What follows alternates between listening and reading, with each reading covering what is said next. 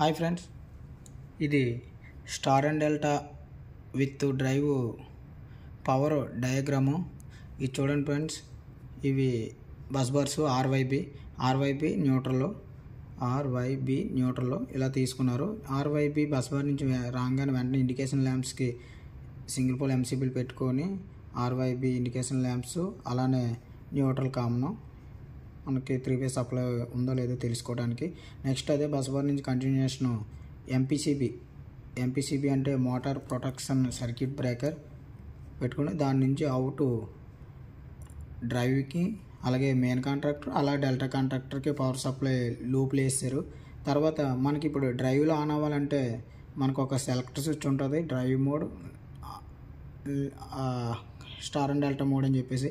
మనం డ్రైవ్ మోడ్లో పెట్టుకుని ఎప్పుడైతే మనం ఆన్ ఫీడ్బ్యాక్ ఇవ్వగానే డెల్టా కాంట్రాక్టర్ ఆన్ అవుతుంది, డెల్టా కాంట్రాక్టర్ త్రూ మోటార్కి సప్లై వస్తుంది, అలాగే డ్రైవ్ త్రూ మోటార్కి సప్లై వస్తుంది, మోటార్ ఆన్ అవుతుంది.